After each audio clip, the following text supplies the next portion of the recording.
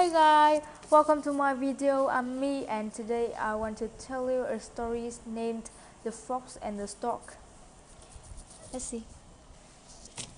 In a burrow made by an enormous family of rabbits, there lived a cunning fox who stayed near the rabbit's home when he was just a youngster, with the simple plan of eating all the rabbits up.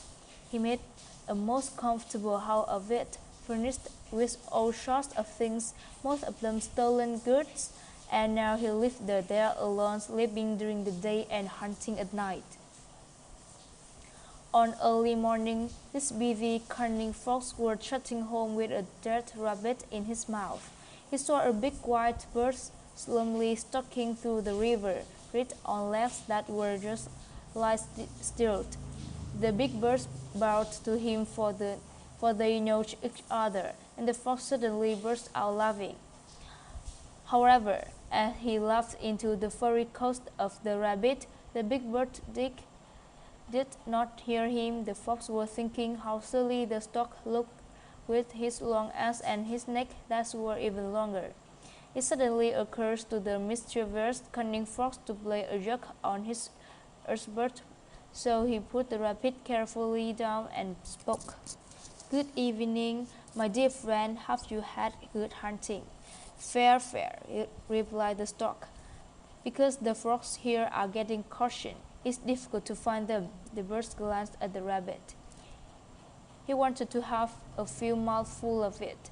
"Come to dine with me this evening," said the cunning fox graciously. You shall see the most excellent dish of rabbit you ever saw in your life." The stork accepted the invitation as politely as it were given, and the cunning fox trotted off again with the rabbit. When he reached his burrow, he began to make arrangements for his visitor. All the time he was laughing silently, and then he curled himself up for his long day nap. He went on chuckling even in his sleep. At twilight, the stork arrived at the cunning fox house. As he could not, of course, get into the burrow, his horse breathed. But when the meal was over, the stork was as hungry as he had been before it began. He was a proud bird, however, and he did disappointment and disgust. "A very excellent dish of rabbit," he says disconcertingly. "I hardly like to venture to return our hospitality, but if you will dine with me tomorrow, I will show you a frog stew that will, I hope, be nearly as good." The fox accepted the invitation, for he was rather fond of frogs. The next evening he brushed his coat, smoothed his whisker, and set out to dine with the stork. He found his host ready to welcome him at the edge of the reeds. Pray come in," said the stork, leading the way into the bird's nest. "Our little meals were quite ready. I'm only sorry I have no plate, but we can eat out of the same dish quite comfortably." He waved a claw in the direction of aforesaid. He had used a big jar for the delicious frog stew. With a neck as long as his own, he started eating up from the jar, out of which came a smell quite appetizing as the smell of last night's rabbit soup. "Please help yourself," the stork said gently to his visitor. "You will find that the stew is done perfection." He stuck his long neck down to the bottom of the jar and brought up a big frog which greedily swallowed, while the cunning fox looked on.